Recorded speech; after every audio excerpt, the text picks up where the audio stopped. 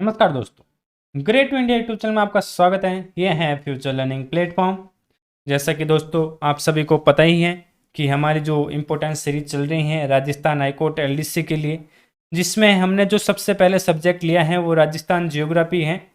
और उसी का आगे का जो टॉपिक रहेगा हमारा वो है वन्यजीव अभयारण्य। यह आज उसकी तीसरी क्लास है। 2 क्लास ऑलरेडी मैंने करा चुका हूँ, 40 क्वेश्चन उसमें भी थे और इसी सीरीज के अंदर 40 क्वेश्चन रहेंगे।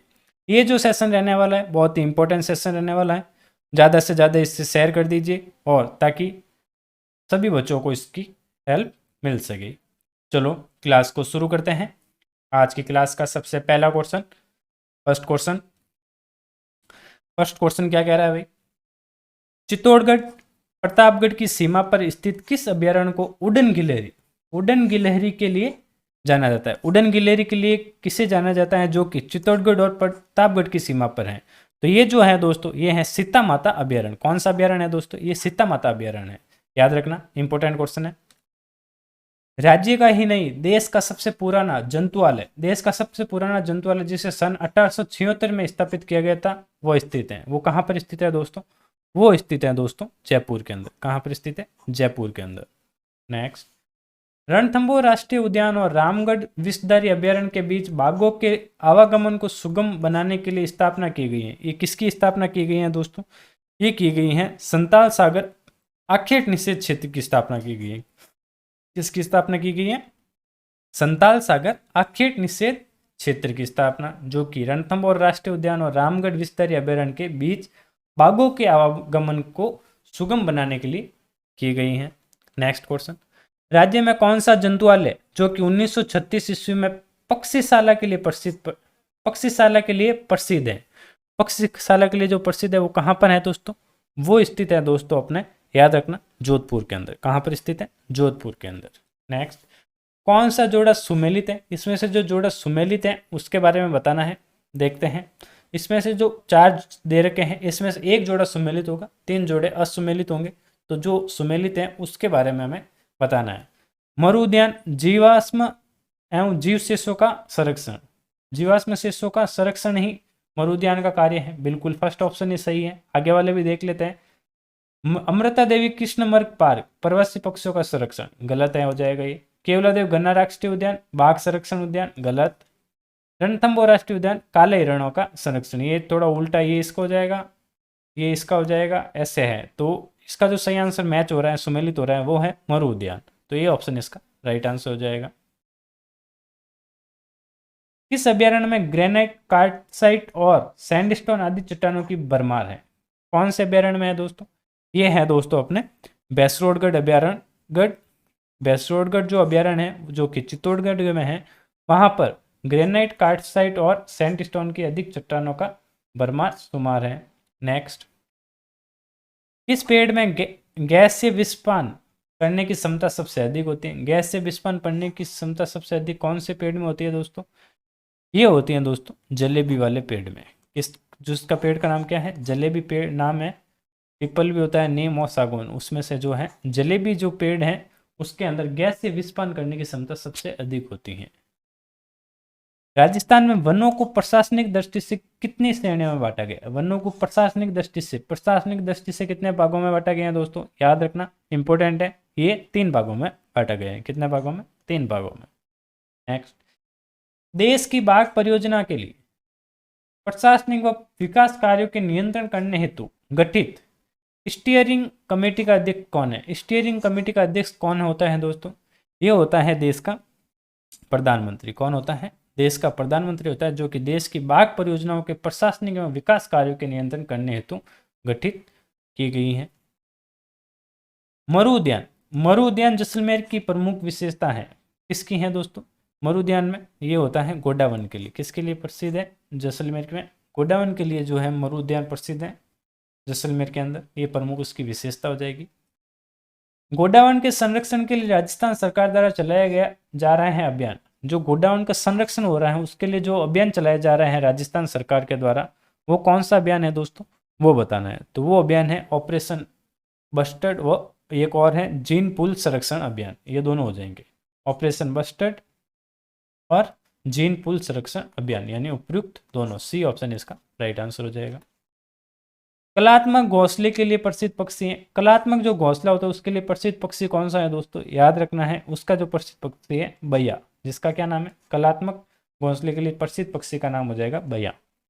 नेक्स्ट दोस्तों, ये क्वेश्चन एग्जाम के लिए बहुत ही हेल्पफुल होने वाला है।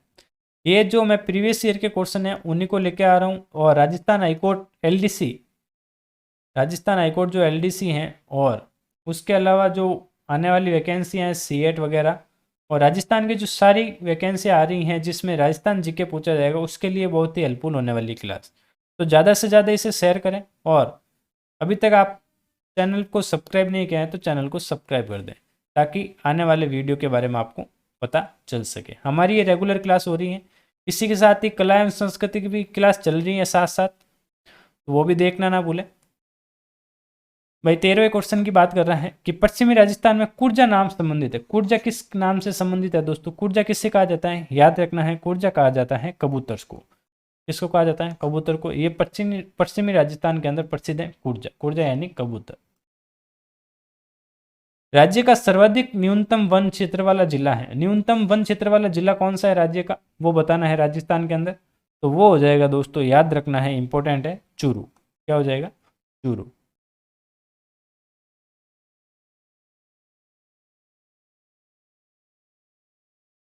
सॉरी, ये 13वें का जो आंसर हो जाएगा, पश्चिमी राजस्थान में कुर्जा नाम संबंधित है। कुर्जा नाम किससे संबंधित है वो बताना, कुर्जा नाम संबंधित से बताना है। तो ये किसके लिए संबंधित है, जो भ्रमणशील पक्षी होते हैं उसके लिए संबंधित होता है। सी ऑप्शन इसका राइट आंसर हो जाएगा, ए ऑप्शन नहीं होगा।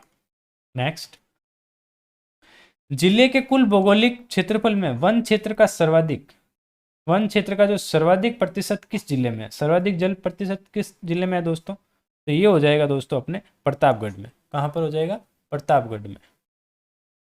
राजस्थान का प्रथम जैविक उद्यान कहाँ है, राजस्थान का प्रथम जैविक उद्यान कहाँ पर है दोस्तों, प्रथम जैविक उद्यान है नाहरगढ़ के अंदर। कहाँ पर है, नाहरगढ़ के अंदर। डी ऑप्शन इसका राइट आंसर हो जाएगा। नेक्स्ट, वृक्षारोपण कार्यक्रम को जन कार्यक्रम बनाने के लिए राजस्थान में कौन सी योजना का शुभारंभ देश के तत्कालीन प्रधानमंत्री राजीव गांधी ने किया था। जो राजीव गांधी थे उसके तत्कालीन प्रधानमंत्री, उन्होंने कौन सी वृक्षारोपण कार्यक्रम बनाने के लिए राजस्थान की योजना चलाई थी दोस्तों, वो हमें बतानी है। तो ये जो चलाई थी रुख बाइला कार्यक्रम। कौन सा कार्यक्रम चलाया था, या योजना कह सकते हैं, रुख बाइला कार्यक्रम। किसने चलाया था, जो हमारे तत्कालीन प्रधानमंत्री थे उस टाइम के, राजीव गांधी ने। नेक्स्ट, भरतपुर में केवलादेव पक्षी विहार में जल पक्षियों के लिए एक झील बनी हुई है। इस झील में पानी किस बांध से आता है। जो भरतपुर के अंदर जो केवलादेव घना पक्षी विहार है, वहां पर जल पक्षियों के लिए जो झील बनी हुई है, वो झील का जो पानी है वो कहाँ से, या कौन से झील से, या कौन से सागर से आता है, वो हमें बताना है। ये जो आता है दोस्तों, वो आता है अजान बांध से। कहाँ आता है, अजान बांध से आता है उस झील के अंदर पानी, याद रखना है। थार के मरुस्थल में मिलने वाली उपयोगी घास है, थार के मरुस्थल में उपयोगी घास कौन सी है जो मिलती है, वो हमें बताना है। तो थार के मरुस्थल में मिलती है सेवन घास। याद है आपको, पहले भी ये क्वेश्चन आ चुका है, इंपॉर्टेंट क्वेश्चन है, कई बार एग्जाम में ये पूछा गया है कि थार के मरुस्थल में कौन सी घास पाई जाती है, तो सेवन घास है जो कि सबसे अधिक सर्वाधिक पाई जाती है। वेरेनिडी कुल की छिपकली कौन सी है, वेरेनिडी कुल की जो छिपकली है वो कौन सी है, वो बतानी है इसमें से। तो वेरिनिटी कुल की जो छिपकली होती है उसका नाम होता है गोह। क्या होता है, गोह। याद रखना है, इंपॉर्टेंट है, काफी बार पूछा जाता है। नेक्स्ट, एंटीलोप, वैज्ञानिक नाम के बारे में काफी बार क्वेश्चन आ चुके हैं एग्जाम में, तो इसको क्वेश्चन के माध्यम से आपको ये काफी चीजें याद हो जाएगी। तो लगातार बने रहे हमारे साथ, और वीडियो को ज्यादा से ज्यादा शेयर कर दें। एंटीलोप हिरण प्रजाति का सबसे छोटा जानवर कौन सा है, एंटीलोप हिरण।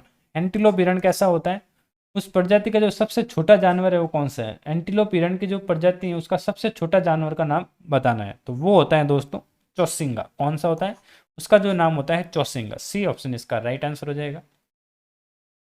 किस राष्ट्रीय उद्यान को land of tiger, important, land of tiger कहा जाता है। कौन से राष्ट्रीय उद्यान को लैंड ऑफ टाइगर कहा जाता है, जहाँ टाइगर सबसे ज्यादा होता है या ज्यादा है, तो वो हो जाएगा दोस्तों अपना रणथंभौर राष्ट्रीय उद्यान। यहाँ पर टाइगरों का सबसे ज्यादा संख्या है, इसलिए इसको लैंड ऑफ टाइगर भी कहा जाता है। बी ऑप्शन इसका राइट आंसर हो जाएगा।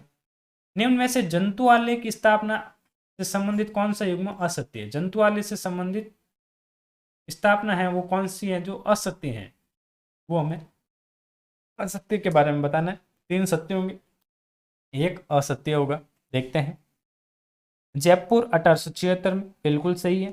उदयपुर 1880, ये हमारा गलत हो जाएगा। जोधपुर 1936 के अंदर जंतुवाले की स्थापना हुई थी, और कोटा के अंदर 1954 के अंदर, बिल्कुल सही है। तो बी ऑप्शन इसका सही आंसर हो जाएगा, यानी असत्य हो जाएगा हमारा, उदयपुर 1880 में नहीं हुआ। निम्न में से मर्ग वन स्थित नहीं है, मर्ग वन स्थित नहीं के बारे में पूछा है, तो इसमें से कौन सा नहीं है दोस्तों मर्ग वन, तो वो हो जाएगा नाहरगढ़ जयपुर, जहां पर मर्ग वन यानी हिरणों की कोई संख्या नहीं है नाहरगढ़ के अंदर। तो सी ऑप्शन इसका राइट आंसर हो जाएगा। बाघ की औसत आयु क्या होती है, बाघ या उसकी औसत आयु यानी उम्र कितनी होती है वो हमें बतानी है। एवरेज आयु, एवरेज आयु कितनी होती है दोस्तों बाघ की, 25 वर्ष होती है। कितनी होती है, 25 वर्ष। निम्न में से चिंटाखोरा के रूप में किसे जाना जाता है, चिंटाखोरा के रूप में किसे जाना जाता है दोस्तों, याद रखना है, ये जाना जाता है सिल्लू को। किससे जाना जाता है, सिल्लू को चिंटाखोरा के नाम से भी जाना जाता है। नेक्स्ट इंपॉर्टेंट क्वेश्चन है दोस्तों, 7 नवंबर 1955 को किन क्षेत्रों को आरक्षित घोषित कर शिकार पर रोक लगाई थी। कब की बात है, 7 नवंबर 1955 के अंदर कौन से क्षेत्र हैं जिन पर आरक्षित घोषित किया गया था और उन पर शिकार पर रोक लगा दी गई थी, तो वो कौन सा है दोस्तों, तो वो हो जाएगा हमारा केवला देवी जयसमंद के अंदर, दरा वन विहार और गन्ना और सरिस्का, गन्ना पक्षी विहार और सरिस्का अभ्यारण्य। इन सभी जगहों पर 7 नवंबर 1955 को इन सभी को आरक्षित कर दिया गया था, यहाँ पर शिकार पर रोक लगा दी गई थी। तो इसका जो सही आंसर हो जाएगा डी ऑप्शन उपयुक्त सभी। राजस्थान में कौन सा वृक्ष है जिसे धर्म ग्रंथों में समी तथा स्थानीय भाषा में जांटी कहा जाता है, धर्म वृक्षों में उसे समी कहा जाता है और स्थानीय भाषा में उसे जांटी कहा जाता है, वो कौन सा वृक्ष है दोस्तों, याद रखना है, इंपॉर्टेंट है। उससे पेड़ का नाम है खेजड़ी, जो कि विष्णु समाज के लिए बहुत ही उपयोगी है, आपने सुना ही होगा इनके बारे में। भारत के टाइगर मैन कैलाश, भारत के जो टाइगर मैन कैलाश सांकला को 1992 में बाघों के संरक्षण में उनके महत्वपूर्ण योगदान के लिए किससे सम्मानित किया गया था, कौन से पुरस्कार से सम्मानित किया गया था टाइगर मैन ऑफ कैलाश सांकला को, जो कि 1992 में बाघों के संरक्षण के लिए किया गया था, तो उन्हें किया गया था दोस्तों पद्मश्री अवार्ड। कौन सा दिया गया था, पद्मश्री अवार्ड। गन्ना पक्षी अभ्यारण्य किस पक्षी वैज्ञानिक के प्रयासों से संस्थापित हुआ है, जो गन्ना पक्षी हैं ये कौन से अभ्यारण्य है जो कि कौन से पक्षी वैज्ञानिक से प्रयासों से संस्थापित हुआ है। ये जो वैज्ञानिक थे कौन थे दोस्तों, ये थे डॉक्टर सालिम अली। कौन थे, डॉक्टर सालिम अली की देन से ही गन्ना पक्षी अभ्यारण्य की वैज्ञानिक प्रयासों से इसको संस्थापित किया गया है।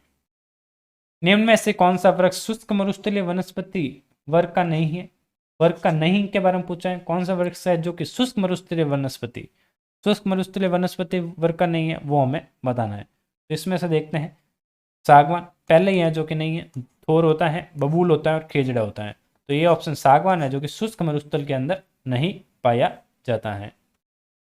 पाइथन पॉइंट किस अभ्यारण्य की विशेषता है, पाइथन पॉइंट है जो कौन से अभ्यारण्य की विशेषता है दोस्तों, याद रखना है, ये है गन्ना पक्षी विहार जो कि कहाँ पर है, भरतपुर में, याद रखना ये किसकी विशेषता है, पाइथन पॉइंट गन्ना पक्षी विहार। और सरिस्का अभ्यारण्य की बात करें तो अलवर के अंदर, याद रखना, मरु उद्यान जैसलमेर के अंदर, जयसमंद उदयपुर के अंदर, और एक सज्जनगढ़ भी है उदयपुर के अंदर। राजस्थान वानिकी एवं जैव विविधता परियोजना का मुख्य उद्देश्य है, राजस्थान वानिकी एवं जैव विविधता परियोजना का मुख्य उद्देश्य क्या है दोस्तों, याद रखना है, इसका जो मुख्य उद्देश्य है जैव विविधता को पुनः समृद्ध बनाना, या जैव विविधता को पुनः समृद्ध बनाना।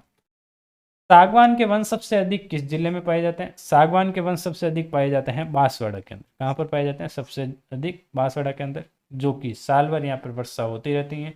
सागवान के पेड़ों को सबसे ज्यादा बारिश यानी पानी की बहुत ज्यादा आवश्यकता होती है। निम्न में से सुमेलित युग में नहीं है, इसमें से जो सुमेलित युग में नहीं है वो बताना है। देखते हैं, पहला है भाई माचिया सफारी पार्क, जोधपुर के अंदर है, सबको पता ही होगा, इंपॉर्टेंट है। माचिया सफारी पार्क जोधपुर के अंदर। सज्जनगढ़ मर्ग वन उदयपुर के अंदर, सज्जनगढ़ कहाँ है, उदयपुर के अंदर, बहुत ऊंची पहाड़ी पर है। और अशोक विहार मर्ग वन ये जयपुर के अंदर है, बिल्कुल सही है। बंदबारेटा भीलवाड़ा के अंदर नहीं है, डी ऑप्शन इसका राइट आंसर हो जाएगा। निम्न में से जिले कौन से हैं जिनमें वन्य जीव संरक्षित स्थल नहीं है? वन्य जीव संरक्षित स्थल नहीं है, कौन से जिले हैं इसमें से कौन सा जिलों का जोड़ा है वो हमें बताना है। तो इसका जो हो जाएगा डूंगरपुर और बांसवाड़ा, जो कि वन्य जीव संरक्षित स्थल नहीं है। बी ऑप्शन इसका राइट आंसर हो जाएगा। कत्था किस वृक्ष के तने के आंतरिक भाग से प्राप्त किया जाता है? कत्था कौन से वृक्ष के तने से आंतरिक भाग से प्राप्त किया जाता है दोस्तों? कत्था कहाँ से प्राप्त किया जाता है? ये प्राप्त किया जाता है खैर के पेड़ से। खैर के वृक्ष के से ही आंतरिक भाग जो होता है उसी से ही कत्ता तैयार किया जाता है। बी ऑप्शन इसका राइट आंसर हो जाएगा। सबसे अधिक वन्य जीव अभ्यारण्य की स्थिति वाला जिला है? सबसे अधिक जो कि वन्य जीव अभ्यारण्य की स्थिति वाला जिला कौन सा है दोस्तों? याद रखना है उदयपुर। सबसे ज्यादा वन्य जीव अभ्यारण्य कहाँ पर है? उदयपुर के अंदर है। एक दो तो आपको याद होंगे, जयगढ़ और सज्जनगढ़। नेक्स्ट, राज्य में वन्य पशु एवं पक्षी संरक्षण अधिनियम कब लागू किया गया था? राज्य के अंदर वन्य पशु एवं पक्षी संरक्षण अधिनियम लागू किया गया था, सबको याद होना चाहिए। ये है हुआ था 23 अप्रैल 1951 को। कब हुआ था? 23 अप्रैल 1951। याद रखना 23 अप्रैल 1951। Very very important question. Bharatpur bird paradise, Bharatpur bird पुस्तकों से रिलेटेड ये क्वेश्चन इंपॉर्टेंट है। भरतपुर बर्ड पैराडाइज नामक पुस्तक के लेखक कौन थे? इस पुस्तक के लेखक कौन थे? इस पुस्तक के लेखक थे सर मार्टिन इवांस। कौन थे? सर मार्टिन इवांस थे, जो कि जिन्होंने भरतपुर बर्ड पैराडाइज नामक पुस्तक लिखी थी। वेरी वेरी इंपॉर्टेंट क्वेश्चन है। एग्जाम में काफ़ी बार पुस्तकों से रिलेटेड भी क्वेश्चन आते हैं वन्यजीव अभ्यारण्य से संबंधित, तो ये भी एक क्वेश्चन याद रखना। तो आज का जो सेशन हमारा है यही समाप्त करते हैं। आशा करता हूँ कि दोस्तों आपको ये वीडियो बहुत अच्छा लगा होगा और आप क्लास को रेगुलर देख रहे होंगे। तो अगले वीडियो के लिए तैयार रहना, और अभी तक आपने चैनल को सब्सक्राइब नहीं किया है तो सब्सक्राइब कर दीजिए और चैनल को और वीडियो को लाइक कर दीजिए। Thank you.